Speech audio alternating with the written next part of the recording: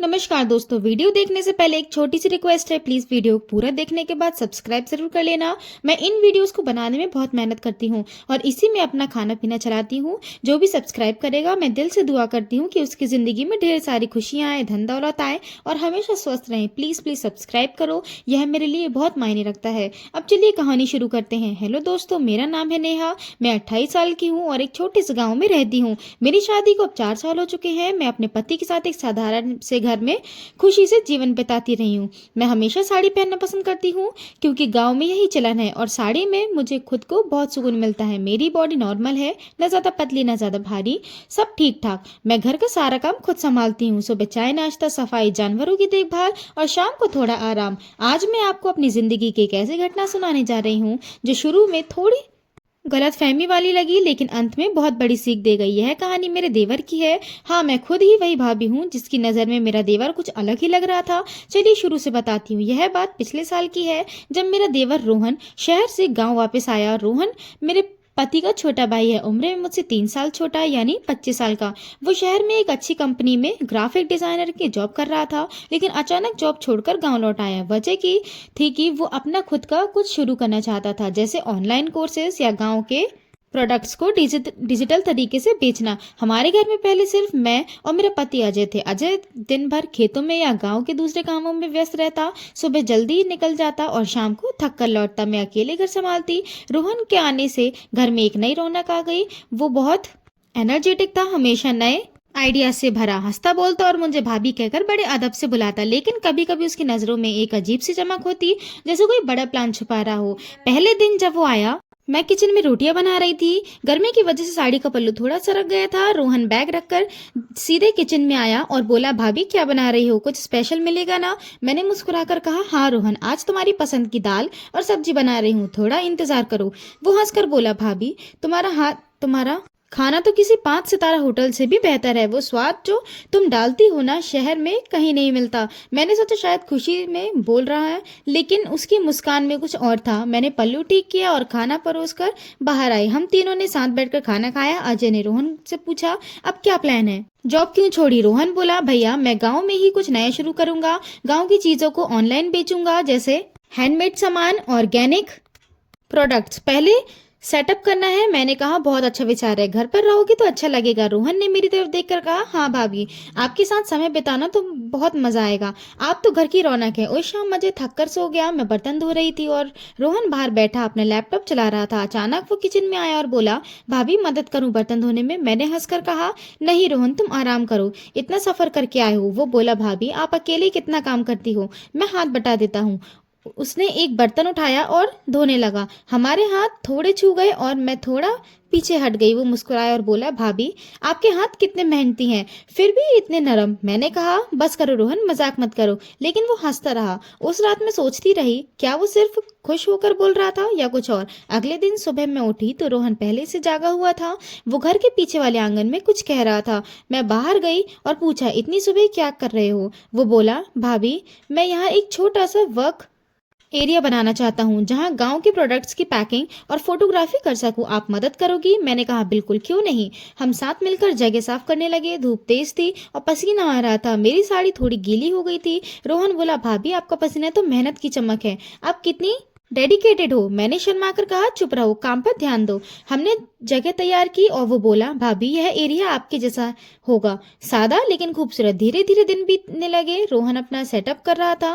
वो एक कमरे में टेबल, कैमरा, लाइट्स और कंप्यूटर लगा रहा था। मैं कभी चाय लेकर जाती तो वो कहता, भाभी आपकी चाय पीकर तो नए नए आइडियाज आते हैं। एक दिन चाय लेकर गई तो बोला, भाभी आओ बैठो, मैं आपको अपने डिजाइन दिखाता हूँ। उसने लैपटॉप पर कुछ प्रोडक्ट्स की फोटो एडिटिंग दिखाई, बहुत प्रोफेशनल थे। मैं बैठ गई और हम बातें करने लगे। उसकी कुर्सी मेरे से करीब थी। वो बोला, भाभी आपकी मुस्कान कितनी इंस्पायरिंग है, जैसे कोई मोटिवेशनल पोस्टर। मैंने कहा, रोहन ऐसी बातें मत करो, मैं तेरी भाभी हूँ। वो हंसकर बोला, भाभी मैं तो सिर्फ सच बोल रहा हूँ, आप इतनी टैलेंटेड हो कि देखता रह जाओ। मैं उठकर चली गई, लेकिन मन में एक अजीब सा ख्याल आया, क्या वो मुझे कुछ अलग नजर से देख रहा है? एक हफ्ते बाद रोहन ने कहा कि उसके प्रोजेक्ट के लिए कुछ फोटो चाहिए। बोला, भाभी आप मॉडल बन जाओ ना, गांव के प्रोडक्ट्स को साड़ी में कोई भाभी दिखाएगी तो बहुत नेचुरल लगेगा। मैंने पहले मना किया लेकिन वो जिद करने लगा। आखिर में मान गई, लेकिन सिर्फ साड़ी में और साधारण तरीके से। हम आंगन में गए जहाँ उसने प्रोडक्ट्स रखे थे। वो फोटो खींचने लगा और कहता, भाभी थोड़ा मुस्कुराओ। हाँ ऐसे, आपकी स्माइल तो कमाल है। एक फोटो में मैंने एक हैंडमेड स्कार्फ ओढ़ा और वो बोला, भाभी ये आप पर कितना अच्छा लग रहा है। चमक दोगुनी हो गई। मैं शर्मा गई लेकिन फोटोज बहुत सुंदर आई। शाम को अजय को दिखाया तो वो बोला, अच्छा है लेकिन ज्यादा मत करना। रोहन बोला, भैया चिंता मत करो, भाभी मेरे साथ पूरी सेफ है।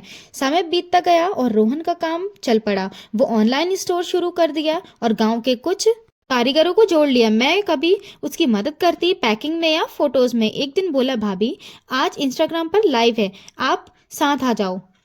मैंने कहा, मैं क्या करूंगी? वो बोला, बस प्रोडक्ट्स दिखाओ और बताओ गांव में कैसे बनते हैं, लोग पसंद करेंगे। रात को अजय सो गया।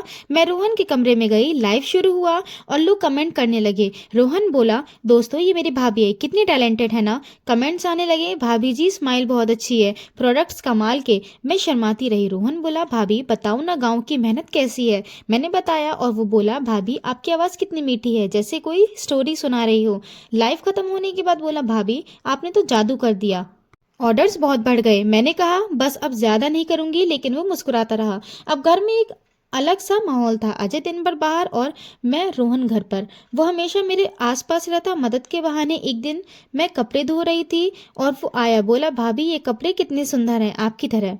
मैंने कहा, रोहन तू ज्यादा बोल रहा है। वो बोला, भाभी आप मुझे बहुत इंस्पायर करती हो। मैं चुप रही लेकिन मन में थोड़ा सा डर लगा, क्या वो कुछ गलत सोच रहा है। कुछ दिन बाद रोहन ने एक सरप्राइज प्लान किया। बोला, भाभी आज शाम को कुछ स्पेशल है। मैं सोचती रही क्या होगा।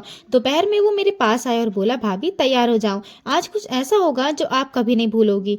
उसकी आवाज में रहस्य था। मैं घबरा गई। शाम को अजय आया और रोहन ने घर सजाया, फूलों की मालाएं, लाइट्स, केक। रोहन बोला, भैया भाभी आज मेरे गाँव आने के 2 महीने पूरे हो गए, सेलिब्रेट करते हैं। हम हंस पड़े। फिर रोहन ने बड़ा सरप्राइज दिया। बोला, भाभी मैंने आपके लिए कुछ बनाया है। उसने लैपटॉप पर एक वीडियो चलाया। वो हमारे परिवार की फोटोज, गांव के कारीगरों का काम और मदद की क्लिप्स थी। अंत में रोहन बोला, भाभी आप मेरी बड़ी बहन जैसी हो। शहर में मैंने पैसा कमाया लेकिन आपकी तरह मेहनत और सम्मान नहीं। ये बिजनेस में गांव के लोगों के लिए शुरू किया ताकि वो आत्मनिर्भर बने। आप मेरी पहली मेंटर हो। मैं स्तब्ध रह गई। सारी तारीफें, वो नजरें, वो डबल मीनिंग वाली बातें तब सम्मान और प्रेरणा की थी। रोहन कोई गलत इरादा नहीं रखता था, बल्कि वो मुझे रोल मॉडल मानता था।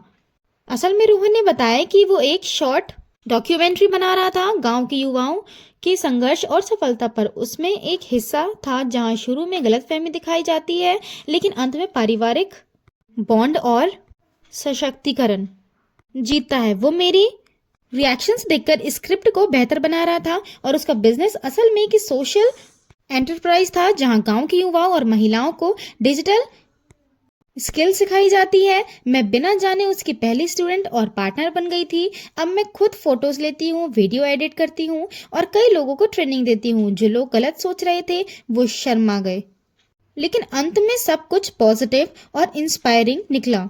दोस्तों कैसी लगी ये कहानी? इसमें सीख है कि जल्दबाजी में गलत फहमी ना पाले। परिवार का रिश्ता सबसे पवित्र होता है और मेहनत से कुछ भी हासिल किया जा सकता है। प्लीज लाइक करो, कमेंट में बताओ और सब्सक्राइब जरूर करो।